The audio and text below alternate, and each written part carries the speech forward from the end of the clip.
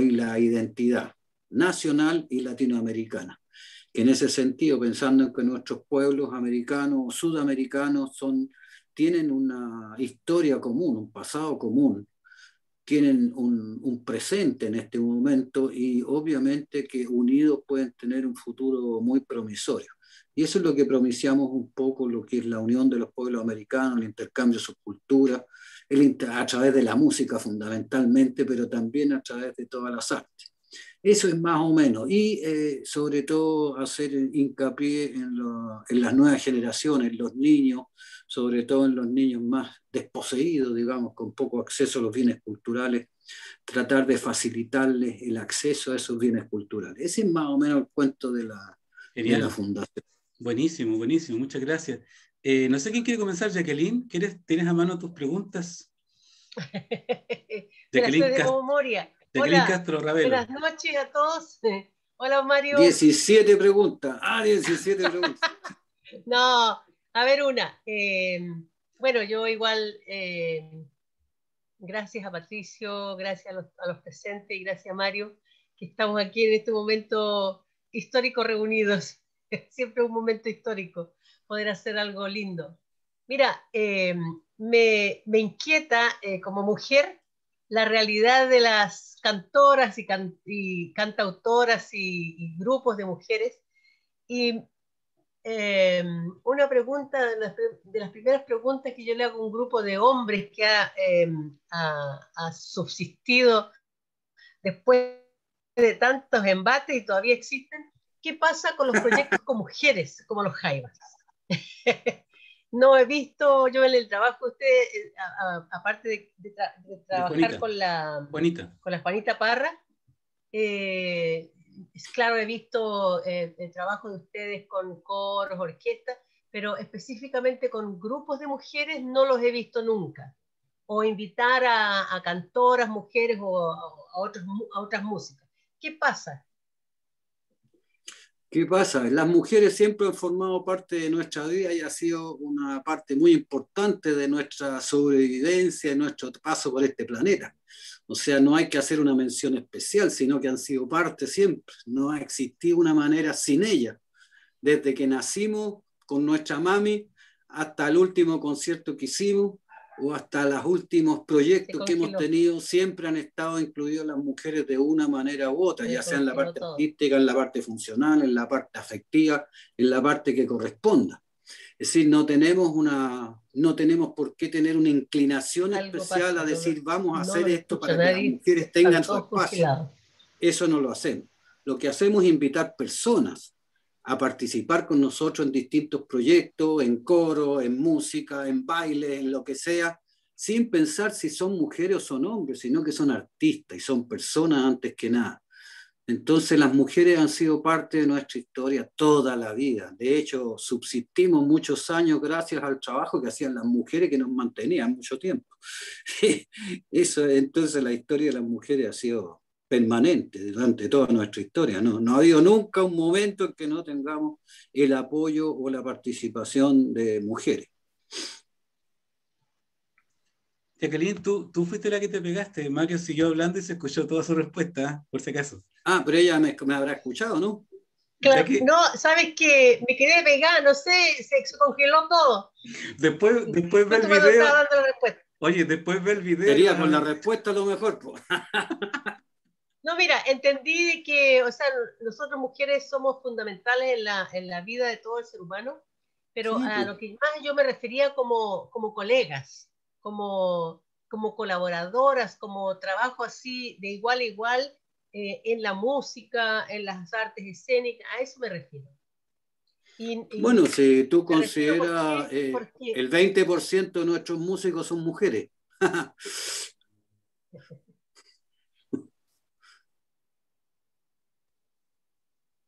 Bueno, Jackie, ¿otra pregunta? O... me interesa también saber acerca de la fundación de ustedes, que ustedes dan clases, ¿cierto? ¿Tienen proyectos? ¿Alguna vez llegaron allá a la región de Atacama? Yo vivo en Vallenar hace 8 años, soy de Vallenar ahora hace 8 años, pero ahora me encuentro en la Patagonia, estoy trabajando en una piana. ¡Chura! De un extremo a otro. Sí, entonces, fíjate que me inquieta saber, o sea, me inquieta por saber de qué forma ustedes toman la pedagogía con los niños, las niñas, y cómo está dirigido. Algo escuché, pero no sé, a veces se separa esto. ¿Cuál es la ideología de ustedes para dar clases y para llegar a algunos lugares? Porque, por ejemplo, cuando ustedes llegaron a Atacama fue organizado o a lo mejor fue un fondo que ustedes se ganaron con el Fondart, con el Fondo del Ministerio de las Culturas. Es que no sé a qué te estás refiriendo tú, pues no me acuerdo de haber hecho algo tan especial. ¿Cuándo fue eso? Mira, tiene que haber sido unos 3 años atrás, mínimo. Ya. Pero de repente, si no te acuerdas, no importa, pero ¿de qué No forma importa ustedes que no. toman dar clases a los niños, a las niñas? ¿Ales qué? Niñas, Ah, a las niñas y los niños. eso sí, pues. Eso me gusta más.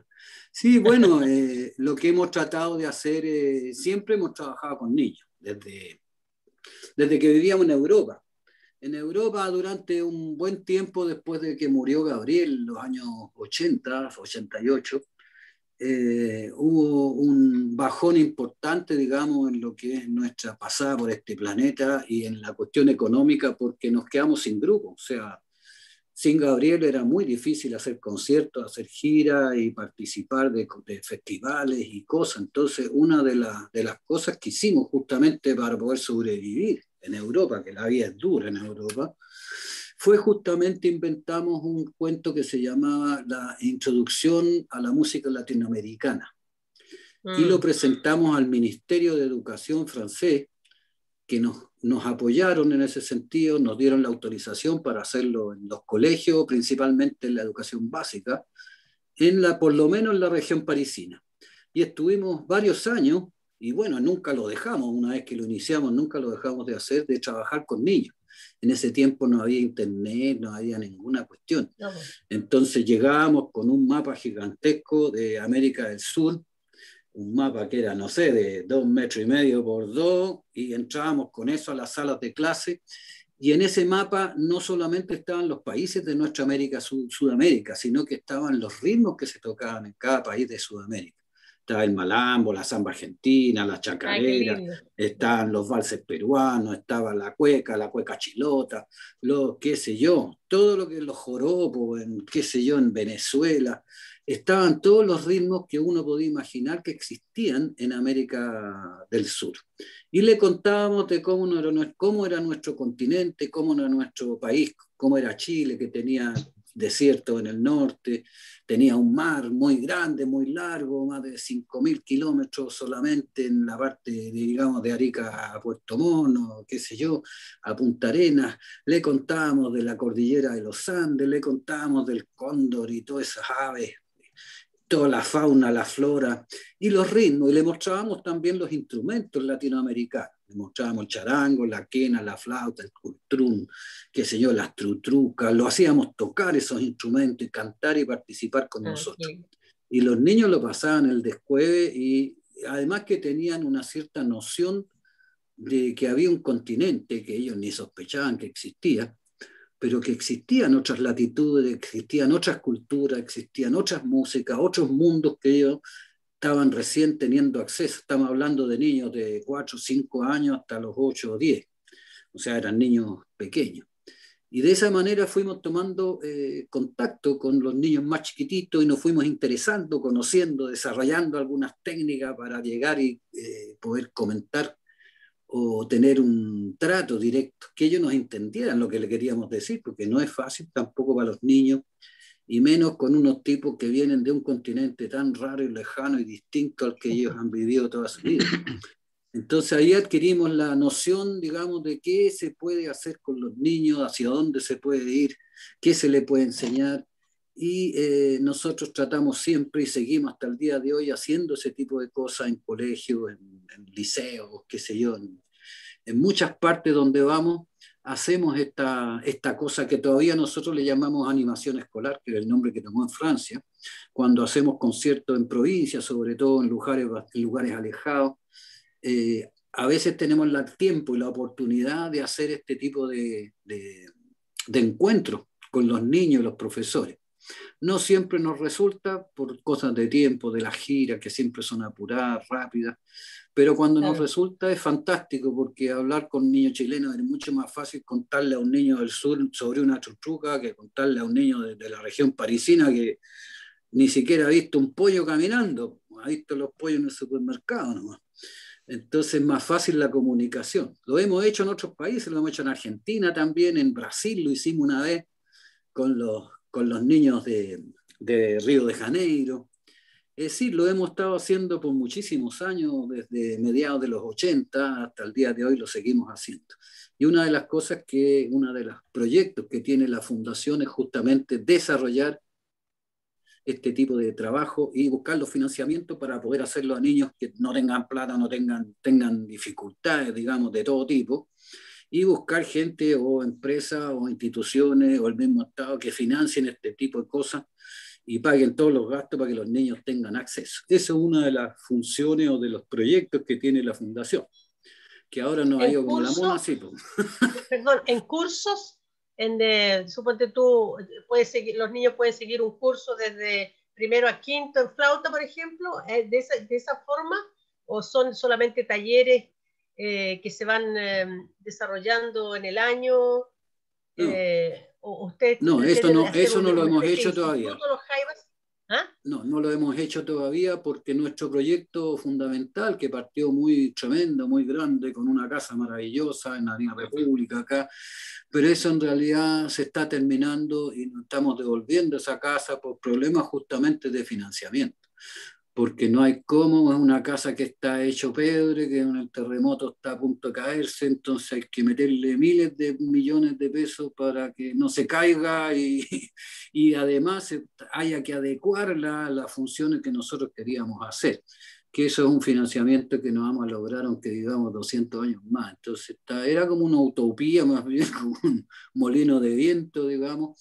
Entonces estamos, digamos, adecuando un poco a la situación de nuestro país, de nuestro planeta, porque en realidad es una cuestión planetaria lo que está pasando en este momento. Entonces no estamos haciendo clases en el sentido, digamos, formal de la cosa. No hay un niño que entra a primer año de flauta, segundo año de flauta, segundo semestre de no sé qué, no. Lo que sí estamos haciendo este curso, te cuento yo, que es más bien una charla, es como una charla magistral, una enseñanza que se hace una sola vez en un colegio, en que van 100, 200, 300 niños. Y también hemos hecho otras cosas, como por ejemplo hicimos una alianza con la School of Rock, que es una licencia norteamericana que está instalando escuelas en varias partes, y nosotros logramos hacer una alianza para entregar cursos de varios instrumentos, 5 instrumentos creo que eran, a niños de todo Chile vía online. Entonces teníamos alumnos desde Arica hasta Puerto Natales y hasta Villa O'Higgins, creo que teníamos uno. Y eso sí se hizo durante 3 meses y esperamos este año poder retomar ese asunto y conseguir los financiamientos también para que se les pague a los profesores, se pague todo lo que haya que pagar, porque siempre hay que pagar algo, si esa es la parte mala. Entonces eso esperamos poderlos hacer ahora, y además estamos adecuando todo lo que es esta idea de hacer una academia musical con música sudamericana, con música, digamos, que sea atingente a lo que nosotros somos, con nuestra identidad. Estamos tratando de adecuar eso a la situación actual. Aparte de lo que sean estos cursos que hacemos ya en lugares, digamos, en provincias o en ciudades y pueblos alejados. Y también esta beca que es para los niños con esta alianza de la School of Rock. Ahí ya tenemos algunos caminos. Estamos tratando de inventar más, pero los tiempos están tremendamente difíciles y no hay mucho apoyo por ninguna parte. Entonces, bueno, igual vamos a seguir haciendo cosas con esta fundación. Muchas gracias, Jacqueline, por tu pregunta. Gracias por tu respuesta, gracias. No, pues no pase mucho frío por allá. Luis, no, está rico todavía. Luis tiene una pregunta, Mario. Adelante, Luis. Don Luis. Falló el sistema. No, Ahí sí. ahora sí me escuchan. Ahí sí. Ahí sí. ¿Cómo está, maestro? Esa, buena batería. Siempre me han gustado las baterías grandes en honor al más grande, a don Gabriel. Nada más. Vaya, tenéis tremenda batería, estoy viendo ahí. Obvio, como tiene que ser, ¿no? Mira, justo con respecto a eso, me gustaría preguntarle ¿cómo ha sido cómo es su relación con la evolución musical en cuanto a equipamiento? Porque antiguamente estábamos claros que se tocaban con amplificadores gigantes, cuestiones a tubos, súper pesadas, y ahora Sí. hay amplificadores de este porte que te dan 1000 watts súper fácil. ¿Cómo es su relación con esa tecnología? ¿Le convence, no le convence? ¿O se queda con el coso grande nomás, por el sonido, por algo? Bueno, es que la tecnología es una cosa que ha ido evolucionando tremendamente, y hoy día pasan 6 meses, ya todo queda obsoleto y hay que hacer todo de nuevo. Entonces creo que no hay que irse a un extremo ni al otro, o sea, quedarse con las cosas viejas, todos los vintage que dicen los gringos, ni tampoco estar ansioso y gastándose millones en la última chupada del mate en tecnología. Creo que los dos extremos son exagerados. Los músicos lo que hacemos es tenemos que descubrir nuestro propio lenguaje en primera instancia y segundo, nuestro propio sonido. Cada músico, cada instrumentista en este caso, tiene que buscar su sello personal, su identidad propia, buscar el instrumento que le acomode, la combinación, en el caso tuyo, del parche con el tamaño del tambor o del tom, el platillo que a ti te satisface en el sentido del sonido que tiene que tener, etcétera, etcétera. Y ya el tema de la amplificación y todos esos problemas, los técnicos, pero tú tienes que entregar el sonido que tú quieres. Tú tienes que definir cuál es tu sonido como persona y como músico. Eso yo creo que es lo más importante. Independientemente, porque la tecnología siempre te va a ayudar o te va a tirar al hoyo, porque si no eres capaz de hacerlo de una manera tecnológicamente coherente, también no vas a tener el buen sonido que tú quieres tener. Entonces creo que cada uno debe buscar primero que nada su propio sonido, su identidad propia, su sonido, ya sea guitarra, ya sea un bajo, ya sea un piano, lo que sea, tiene que buscar su propia sonoridad. Y de ahí entregárselo a los encargados, digamos, de lo que son la técnica o la tecnología, los que ocupan realmente la tecnología. Eso yo creo que es fundamental. O sea, a usted si el técnico le dice, ya mira, con este amplificador chiquitito te consigo el sonido, a usted le da lo mismo. Que suene como el grande, que suene como el chico, le da lo mismo. Usted confía 100% en el técnico. No, porque el sonido se lo doy yo, po. Él lo que tiene que hacer es transformarlo de los 20 decibeles que le estoy dando, esto lo tiene que tirar a 80 o a 90 por los PA de la sala. Esa es su labor, y que además sea fiel reflejo de lo que yo le estoy diciendo, cuál es mi sonido. Esa es su labor. Es un puente, digamos, entre lo que yo produzco como sonido y el oído del que está escuchando. Y eso tiene que ser lo más fiel al original posible. Ahora uno descubre, como te insisto, su propio sonido. Usted hágalo igual como suena, o lo más parecido, porque a veces es más difícil hacerlo exacto, pero lo más parecido sí se puede. Claro, sí, muchas gracias. Y una segunda pregunta, ya con respecto a llevar tocando tanto tiempo de manera profesional, ya estar subido tanto tiempo arriba del escenario. Usted como músico llega a la casa y dice, escucha un tema y dice, oye, ¿sabes qué? Me gustaría sacarlo. ¿Usted toca por gusto en su casa o para usted tocar ya es solamente trabajo y llega a la casa a hacer otras cosas, o la música siempre está presente? No, porque un músico nace y se muere músico. Como, digamos, no es raros casos que es una profesión que se adquiera. Es una profesión con la cual uno nace. Yo creo que los músicos nacen y son músicos toda su vida. Y donde pueden tocar, tocan. Ahora, si es un grupo, mejor, y se hace gira y conciertos, mejor, y si más encima se puede vivir de eso, mejor todavía, porque somos los privilegiados que vivimos de lo que nos gusta hacer.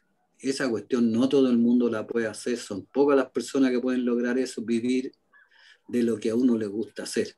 Es decir, yo quiero ser músico, voy a ser músico, y hay muchos músicos que se mueren de hambre y les va pésimo, porque no tienen el acceso, no tienen los medios como para tener un grupo, para hacer giras, no tienen los contactos, o por alguna razón. Es decir, son pocos los músicos como nosotros que pueden durar tantos años, y son pocos los músicos como nosotros que pueden sobrevivir o subsistir del trabajo que hacen. Entonces eso hay que tenerlo en cuenta, agradecerlo también, pero esta es una pega que uno sale con las patas por delante, bueno, así esa cuestión está clarita. Sí, eso, solamente agradecer, gracias por tanto, de verdad, gracias por tanto, es lo único que tengo que decir, gracias por todo el aporte que ha tenido por todos estos años, y gracias por tanto, no tengo nada más que decir. Gracias, maestro. Muchas gracias. Se hace lo que se puede, dice. Bueno, abrimos si alguien más quiere plantear su pregunta que haya mandado. Aquí está Mario disponible. Mientras lo piensan o alguien activa su micrófono, Mario, conocer de tu propia boca algo que está en la historia, ¿cierto? Hay dos cosas que me gustan mucho en la historia de los Jaivas. Una es que ustedes al principio no hacían esta fusión, te hacían otra música cuando partieron. Por lo menos, claro. Y después algo pasó, una evolución, ahí está la historia re bonita de la playa, todo junto y eso, pero antes de eso, ustedes tocaban otro tipo de música. Sí, claro. Bueno, eso es fácil porque cuando empezamos a tocar nosotros, yo tenía, no sé, 13 años, 14 años, era un niño todavía, estábamos en el colegio. En ese tiempo los cabros de esa edad usaban pantalón corto. Bueno, ahora ya no se existe, salvo para ir a un short, que es distinto al pantalón corto. Entonces, tuvimos la suerte de conocernos de muy niños y de formarnos como personas, formarnos como niños y después como adolescentes y como adultos y formarnos como músicos juntos. Y eso nos dio una característica, un sello muy especial. No todos los grupos tienen la posibilidad de conocerse a esa edad, de desarrollarse de manera conjunta, digamos. Entonces nuestras primeras experiencias con la música era un juego, sencillamente era un juego, jugábamos a hacer música. Las primeras cosas que hacíamos eran solo mímica y no sonaba nada, no había sonido. Pero hacíamos como que tocábamos y lo pasábamos después, poníamos un disco y cantábamos y bailábamos y hacíamos, no sé, hacíamos unos instrumentos de unos sax, unas trompetas con madera terciada, con una sierra y los cortábamos y las pintábamos con pintura y jugábamos a hacer música. Y en algún momento ese juego se empezó a sonar, a tener un sonido. Partió con algún instrumento por ahí, los hermanos Parra tenían un piano en su casa, un piano vertical. En esos años se le hacía clase a los niños de música y venía un profesor, una profesora, y le enseñaban piano a los niños, un piano básico que podía tocar algunas cosas, el paraliza, por ejemplo, cosas de ese tipo. Y algo sabían de piano. Entonces, con ese sonido ya nosotros empezamos a acompañar ese sonido con algunos instrumentos, con algunas cosas, con un velador, me acuerdo de la abuelita de Gabriel, era el bombo, el primer bombo que tuvimos, por ejemplo.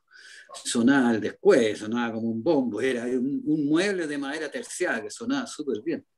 Y así fuimos desarrollando, después ya llegaron algunas guitarras a las manos y empezamos a hacer, a cantar, a tocar, a hacer algún sonido ya más musical.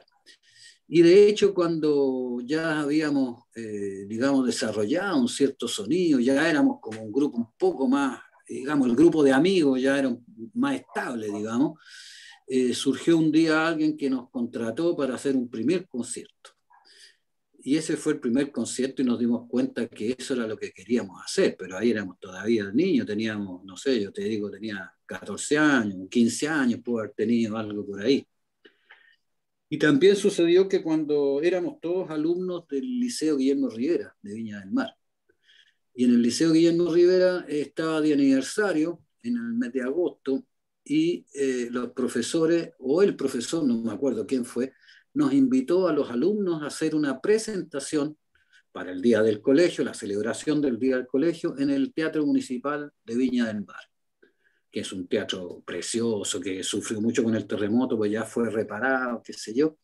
Y esto sucedió un 15 de agosto de 1963. Estábamos en el colegio, todos estábamos en el colegio en ese momento, y fue la primera vez que nos subimos a un escenario estos 5 fulanos que conformaron después los Jaivas, fue la primera vez que nos subimos a un escenario. Claro, no estábamos los 5 solos, era un grupo de, no sé, 20 o más alumnos del liceo que tocaban 20 guitarras, más un bombo y un par de cosas más, pero era una manifestación escolar de niños en el aniversario de su colegio. Y esta fecha quedó establecida tiempo después por nosotros mismos como el día del nacimiento de los Jaivas, el día del nacimiento que tocamos por primera vez ante un público. Y justamente el 15 de agosto fue declarado ahora como Día del Rock Nacional, con una ley, ya salió una ley aprobada, o sea, todo así como súper formal, ya es el Día del Rock chileno y en honor a los Jaivas, que para nosotros es una cuestión tremenda, que alguien nos reconozca alguna cuestión, porque siempre ha sido tremendamente difícil que a los músicos les reconozcan algo. Y bueno, desde esa fecha que te estoy contando, empezamos nosotros a hacer un grupo, ya estos 5 fulanos empezaron a tocar juntos y se llamaban The High Bass. High Bass, en inglés, con H-I-G-H-B-A-S-S, High Bass. Y estuvimos durante mucho tiempo siendo intérpretes. Tocábamos música bailable porque animábamos fiestas, matrimonios, bautizos, divorcios, lo que cayera. Íbamos a todas las paradas. Y hacíamos bailar a la gente lo pasaba muy bien porque éramos muy alegres. Nosotros lo hacíamos, que se dio la colita, las manitos, que en ese tiempo nadie lo hacía. Lo hacíamos nosotros y nos hicimos famosos con ese tema de animar la fiesta porque la gente lo pasaba muy bien.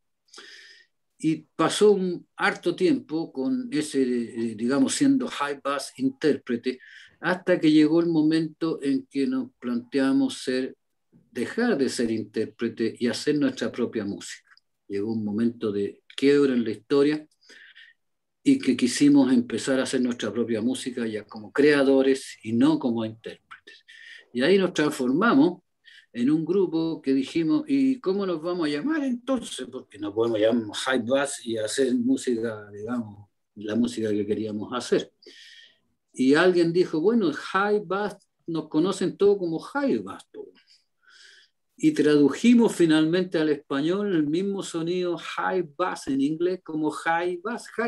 Entonces era súper simple y la gente nos seguía conociendo con el mismo nombre prácticamente, pero escrito de una manera distinta. Y ahí partimos ya como creadores, o más bien como buscadores en primera instancia, porque nos dedicamos una época larga, que fue un proceso de varios años, a improvisación, en que nos olvidamos de todo lo aprendido, nos olvidamos de todo lo establecido, no le hicimos caso a nadie, ni siquiera escuchábamos música, y nos dedicamos a improvisar con los instrumentos que habíamos logrado hasta ese momento, y empezamos a sacar desde nuestro interior lo que teníamos en el ADN, o en como se llame, en el alma, en el corazón, en la guata, en las tripas, donde sea. Nuestra identidad la tiramos hacia afuera, cada uno haciendo en su instrumento lo que tenía que hacer. Y eso pasó un largo rato, de varios años, en que hacíamos solamente improvisación. Sígame. Mario, perdón, estamos a 30 segundos que se corta, entramos de nuevo con el mismo link, porque la sesión dura 40 minutos cuando es gratuita, así que disculpe la interrupción. Correcto. De vuelta le vamos a invitar a Iván González, que tiene unas preguntas preparadas para ti. Está súper interesante la crónica, Mario, de verdad. Ya. De verdad. Ya. ¿Y qué hacemos? ¿Cortamos ahora y entramos de nuevo? Se corta solo y vuelven a apretar el link, ingresan de nuevo. Ya. Se va a cortar solo ahora. No, ya. 1, 2, 3. No se cortó nada.